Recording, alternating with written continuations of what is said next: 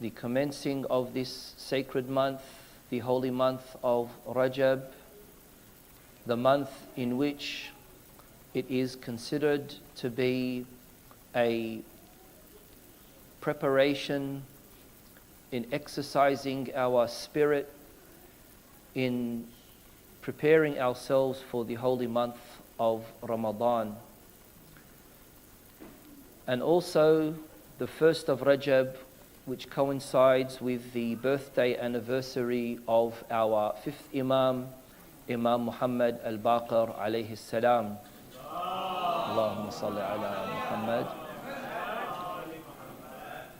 I'm very sure that all of you know about the merit and virtue of the holy month of Rajab, and I'm sure you all know how recommended it is to fast during these days, and also to uphold the particular rituals, the adhkar that should be recited during this holy month. Rajab is one of the 4 sacred months, and of course it's the only isolated sacred month as well, because we've got Rajab, which is a sacred month, and then we have Dhul Qa'dah, Dhul Hijjah, and then Muharram, 3 consecutive months. So from the 12 months, 4 of them that are sacred, Rajab is the only isolated month. And it being the 7th month in the lunar calendar is also very significant, because it was this very month where we have very important events that have occurred. Not only the birthday anniversary of our first Imam, Imam Ali alayhi salam, but also the commencing of the prophetic mission, Al-Bi'tha Al-Nabawiyya Al-Sharifa, which is at the end of Rajab. And so hopefully my dear brothers and sisters will remember that giving some time and effort in, of course, dedicating these days, these sacred days, in worshipping Allah subhanahu wa ta'ala through fasting, through celebrating and commemorating these important events. As I said, all as an exercise in preparation, spiritual preparation for the holy month of Ramadan. We all know that whatever it may be as far as our actions are concerned, we need a warm-up. And even when it comes to the wajib act of prayer, there are warm-ups that we do before we engage in the act of salah itself, whether it be with the wudu, whether it be with the adhan, the iqamah, gradually preparing ourselves to engage in that intense communication that happens between us and God.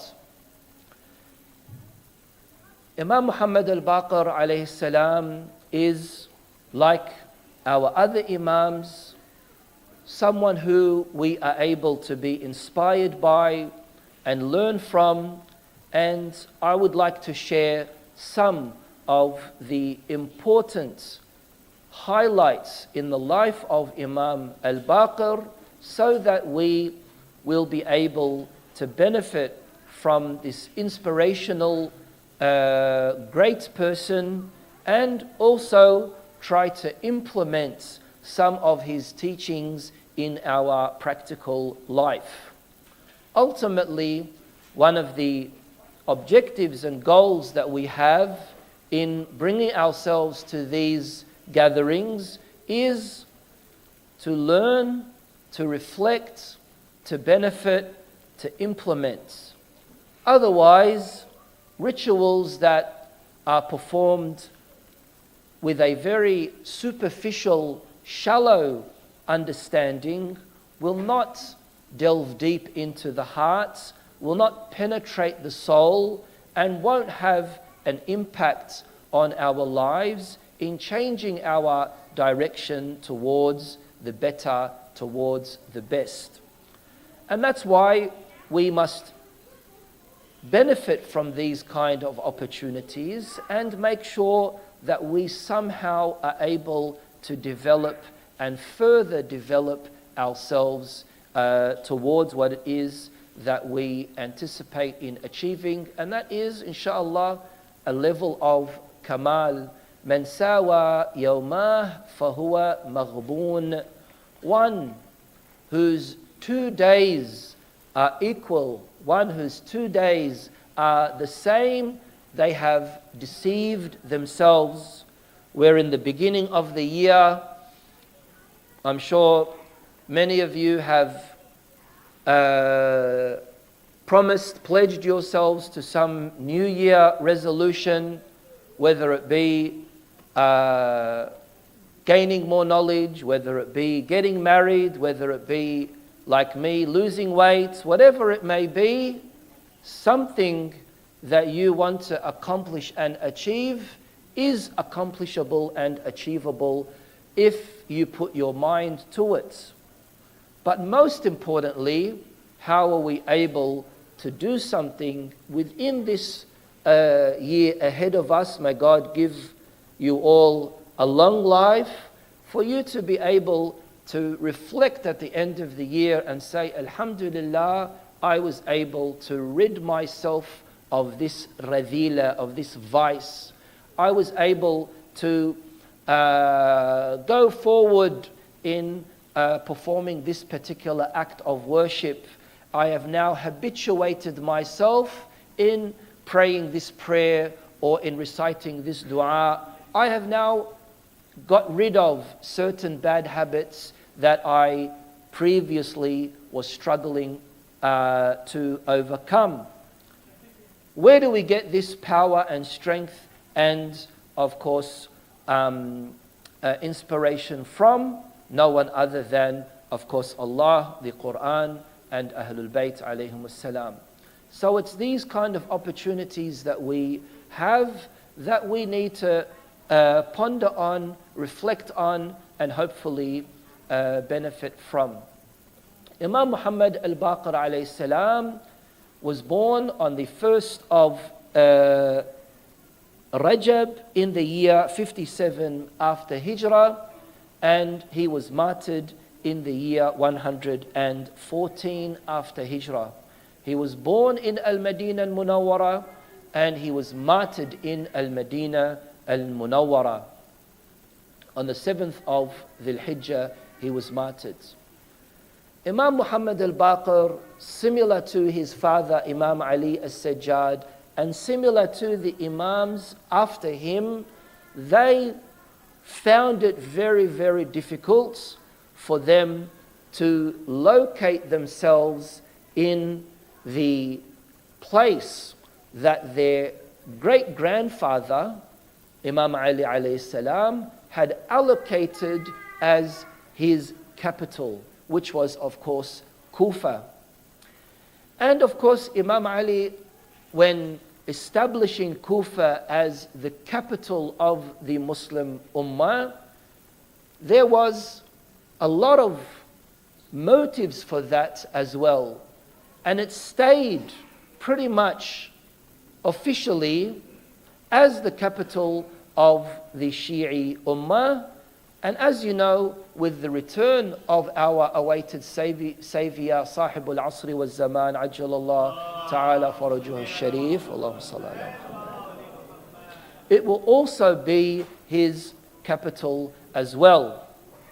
However, for those reasons, for those unfortunate reasons, Ahlul Bayt alayhim as-salam relocated back to the Medina of the city of their grandfather, Al-Madinah al-Munawwara, which is where Imam as-Sajjad resided, and Imam al-Baqir resided, and Imam al-Sadiq resided, and also Imam al-Kadhim alayhi salam, and also Imam al-Ridha alayhi salam. Then things, of course, changed. Kufa itself had changed after the martyrdom of Imam Ali as well.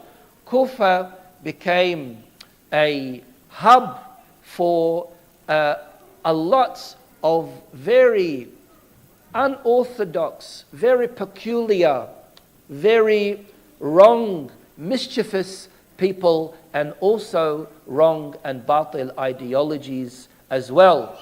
Such that we can see with Imam Hussein alayhi salam, with Sayyida Zainab, in their sermons that they delivered, they condemned and criticized Ahlul Kufa very much. But those people that they were condemning and criticizing were not, of course, the Shia of Amir al-Mu'mineen alayhi salam. It became such a mixed society, very similar to how Al-Madinah al-Munawwara was during the time of the Shahada of Imam Hussein and after Imam Hussein.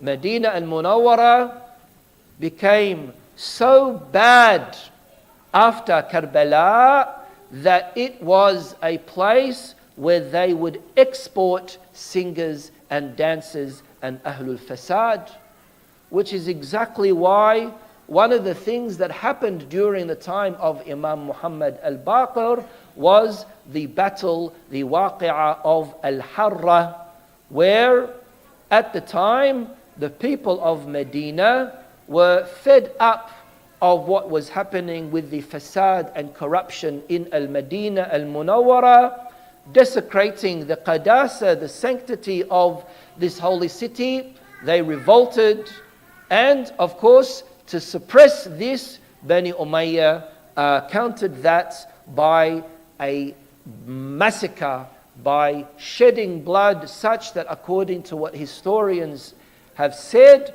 that the streets were filled with blood.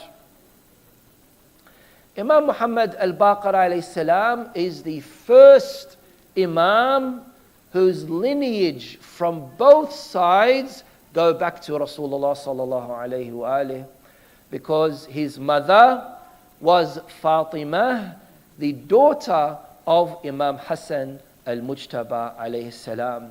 So Imam Muhammad al-Baqir, from both sides, his paternal and maternal side, go back to Sayyida Fatimah Zahra and back to Rasulullah sallallahu alayhi wa alihi wasallam.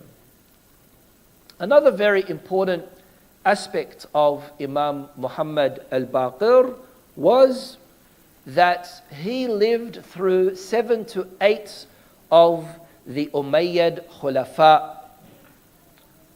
And as you all know, this was pretty much towards the end of the Khilafah of Bani Umayyah, which is why towards the end of the life of Imam Muhammad al-Baqir, he lived for 57 years. His imamah was for 19 years, which is relatively a good amount of years for his imamah.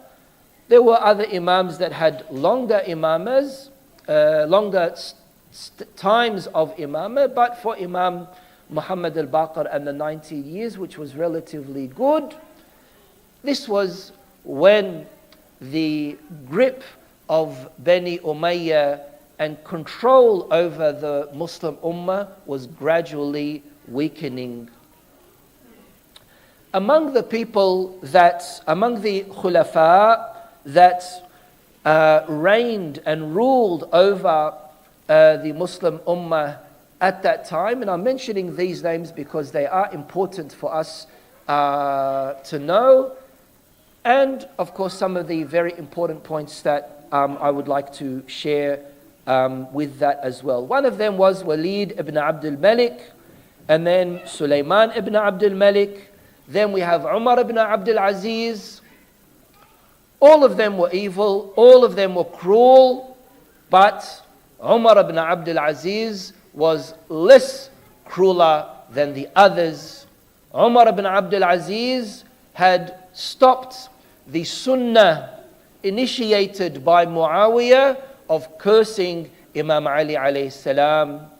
This carried on for between 50 to 70 years the cursing of Imam Ali in every khutbah, in every adhan, in every program that they had throughout the Muslim world.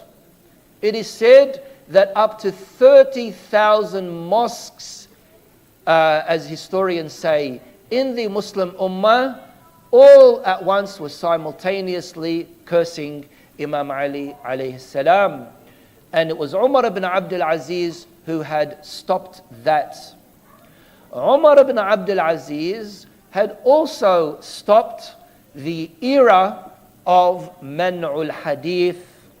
There was, among the dark times of early Islam, unfortunately, was a time where Muslims were not allowed, Muslims were banned from narrating of hadith.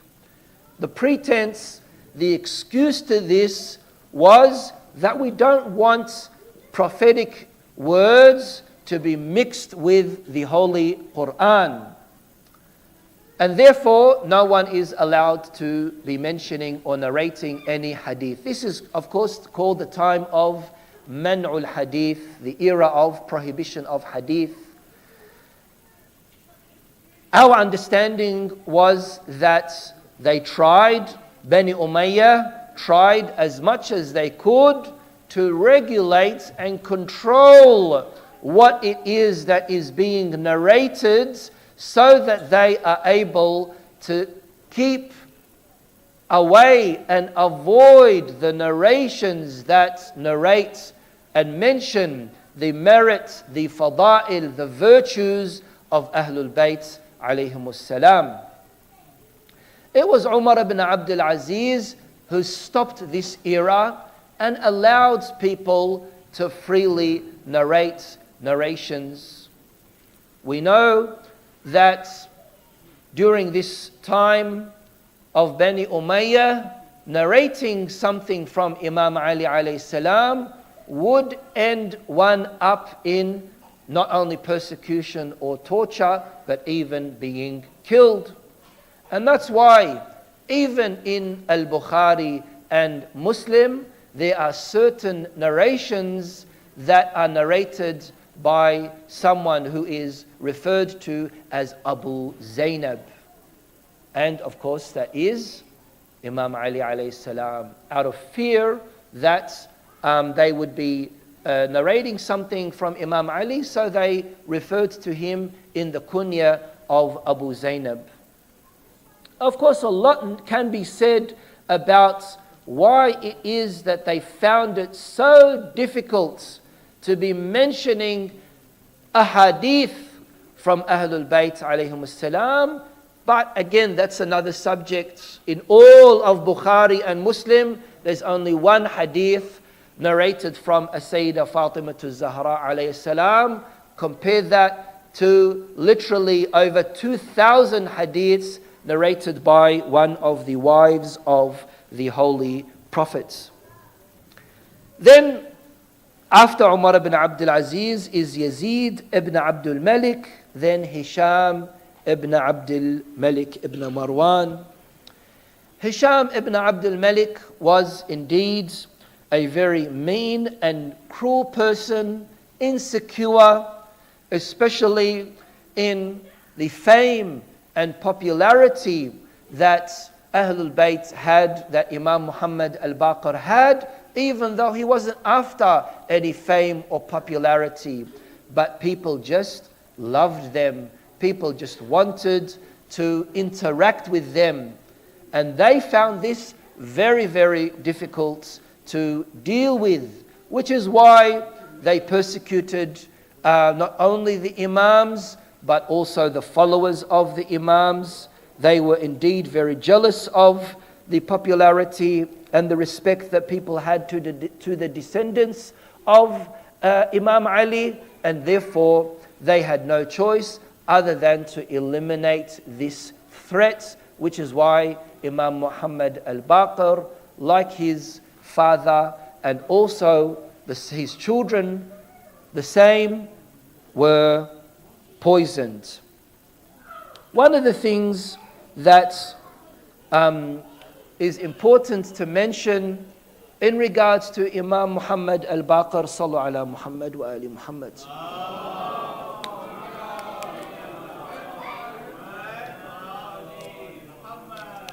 is that Imam Muhammad al-Baqir lived through numerous important events.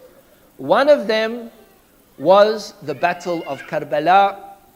He was around about 3 or 4 years of age and was there in Karbala at the time of the tragedy of Ashura. He was an eyewitness, and of course, as you all know, when it comes to the Imams, something like age is beyond them. The Ma'sumin alayhim salam, age does not affect them, does not hinder them from that kamal and perfection that they have. Imam al-Baqir was one of the eyewitnesses of Karbala. He went through the whole ordeal of Karbala and the aftermath of Karbala.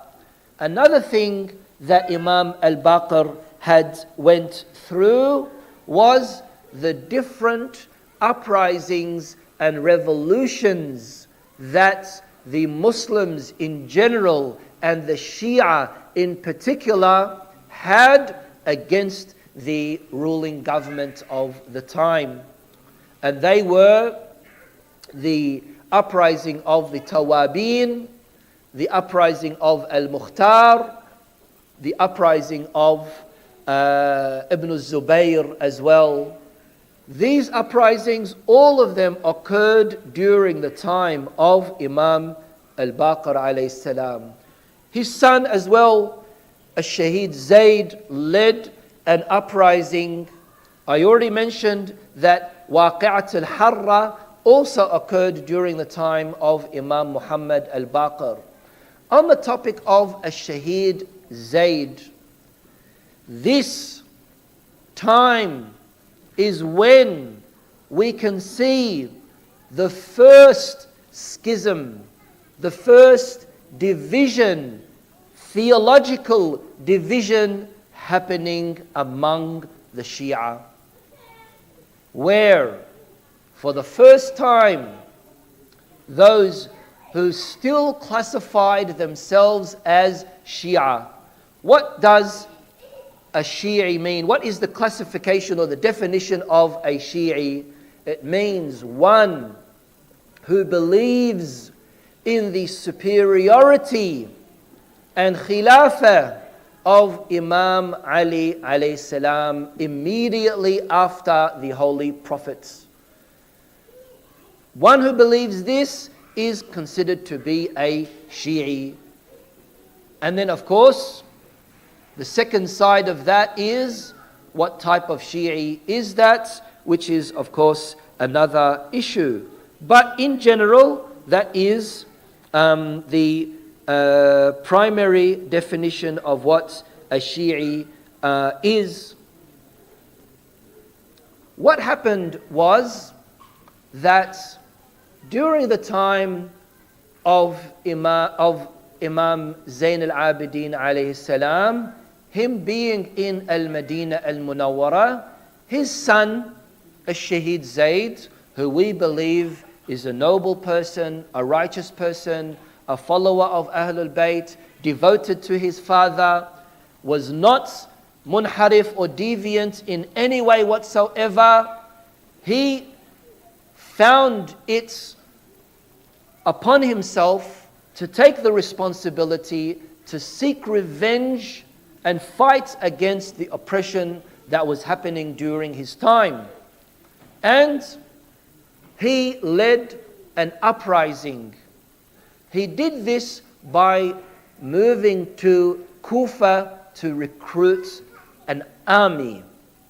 In Kufa, there were a mixture of people, as I said, with different ideologies. Some were pro-Ahlul Bayt, some were pro-Bani Umayyah, some were of this type of ideology, some were of that type of ideology. We had the Jarudiyya and the Sulaimaniyya, and many other different types of groups that were there at the time, where we can see that during this time there was a group of Shia who said that we believe in the Khilafah of Imam Ali, but we do not insist that Imam Ali must have been the first Khalifa. If Imam Ali retracted his responsibility of Khilafah, if Imam Ali said it's okay for someone else to take the Khilafah, then that is his choice. So, we don't have any problem with those who took the Khilafah from Imam Ali. Imam al-Sajjad and Imam al-Baqir said, Imamah is all about you having two constituent things at once. That you have wilayah of Ahlul Bayt alayhim as-salam, and that you also have bara'ah from the enemies of Ahlul Bayt. And that's why in our belief we say that we have tawalli and tabarri. That we have tawalli and tabarri. If you cut off one, then that's not good. Cutting off one or cutting off in Arabic is called batr. إِنَّا أَعْطَيْنَاكَ الْكَوْثَرَ فَصَلِّ لِرَبِّكَ وَانْحَرْ إِنَّ شَانِئَكَ هُوَ الْأَبْتَرُ. Cut off, the lineage is cut off. So this group of people who joined the army of Imam al-Sajjad alayhi salam, they only had one side, and they said, yes, we love Imam Ali, but we have no beef, we have no problems with the others, in particular the first and second Khalifa. And this was at that time what the Imams referred to as al-Batriyun. Al-Batriyun.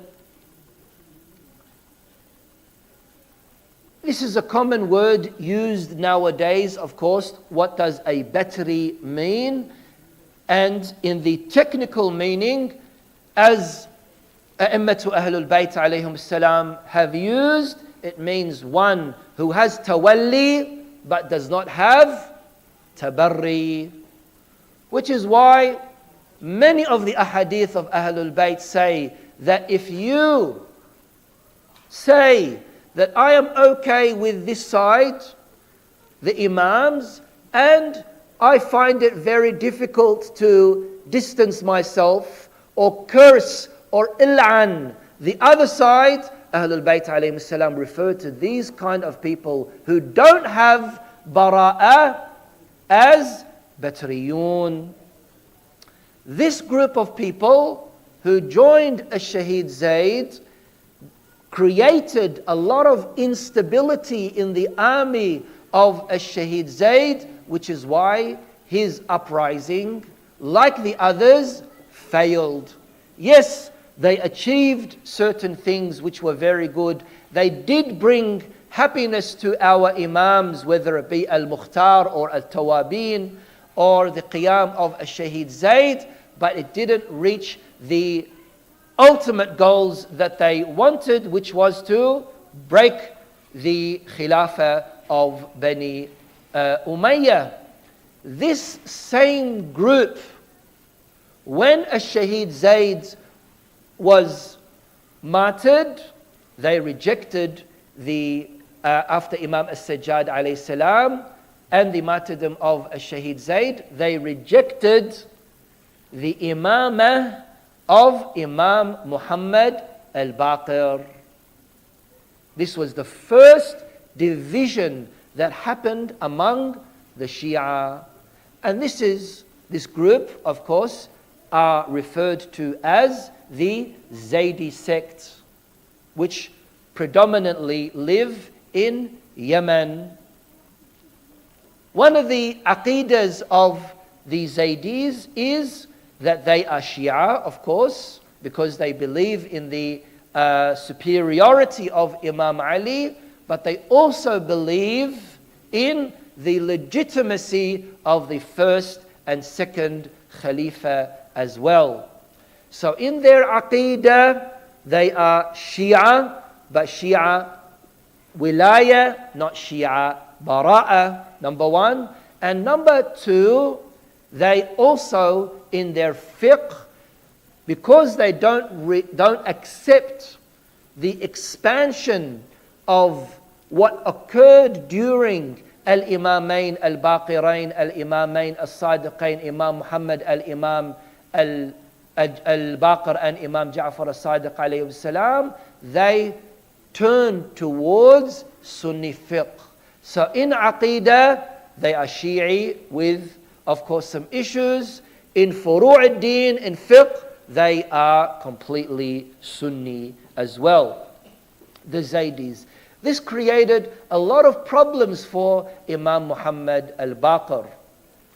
And I said, with the expansion of fiqh during the time of Imam Muhammad al-Baqir and Imam Ja'far al-Sadiq, we can see that even our heritage, up to 60% of our ahkam, our fiqh, our jurisprudence goes back to the ahadith narrated by Imam Muhammad and al-Baqir and Imam Ja'far al-Sadiq. Imam Muhammad al-Baqir opened the vaults of ulum Ahlul Bayt alayhim as-salam. Imam Muhammad al-Baqir split through the knowledge that he had inherited from his grandfather Rasulullah sallallahu alayhi wa alihi. And that is why the Holy Prophet had given him the name of Al-Baqir, Baqiru Ulum Al-Awwalina Wal-Akhirin, because in Arabic, Baqara, Baqaf, Ra means to split through, to pierce, to cut through. And this is what Imam Muhammad al-Baqir did. Yabqur al-ilma baqra. Among the important things that Imam al-Baqir alayhi salam had also done, I'm going to be very, very quick inshallah, was, other than expanding fiqh and expanding the teachings of Ahlul Bayt alayhim salam and establishing religion in the hearts of and the minds of people, he was also trying to reveal the true Islam, al-Islam al-Muhammadi al-Asil. Because of all the confusion and all the divisions that were happening, Imam Muhammad al-Baqir found it upon himself the importance of trying to show and reveal the true Islam. Number two, spreading that divine knowledge and encouraging people to seek knowledge as well. One of the hadiths from Imam al-Baqir is when he says that عَالِمٌ يُنْتَفَعُ بِعِلْمِهِ أَفْضَلُ مِنْ سَبْعِينَ أَلْفَ عَابِدٍ. One knowledgeable person that people can benefit from is better than 70,000 worshippers.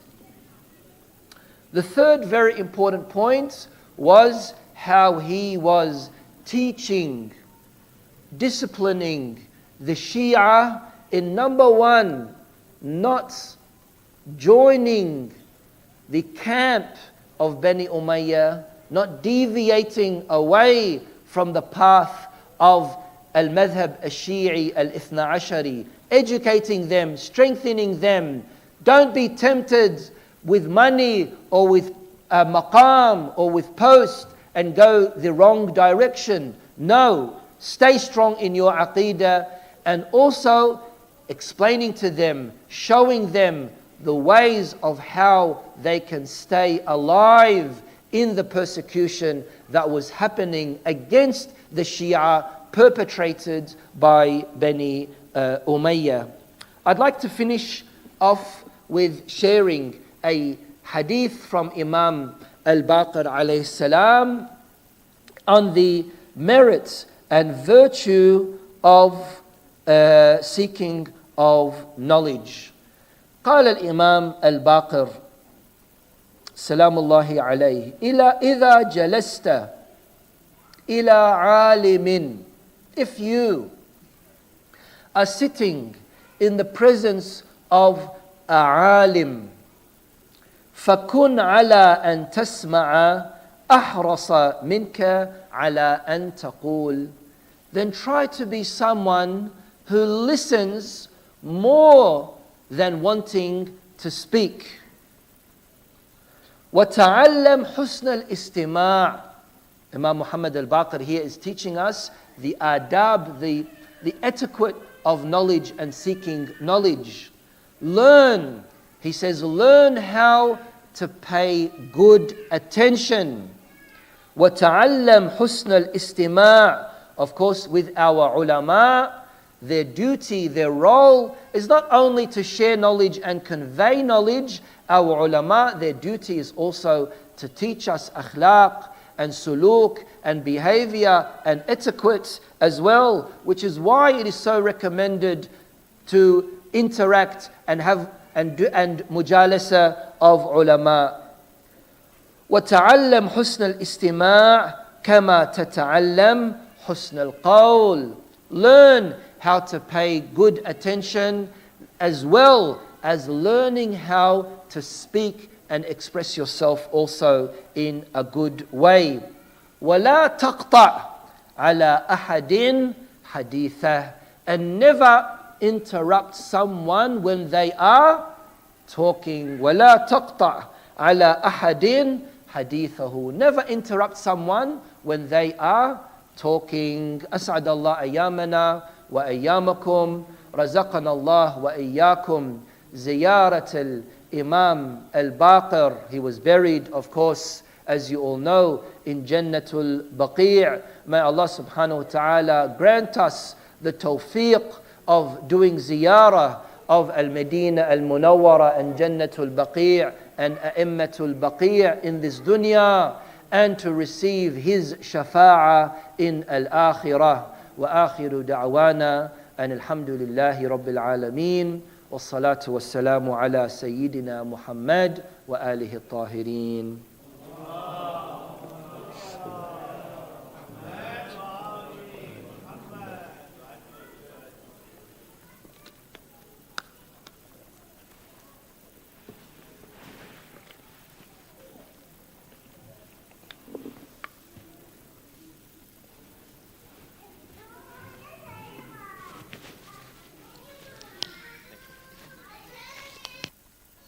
Thank you, Sheikh, for the informative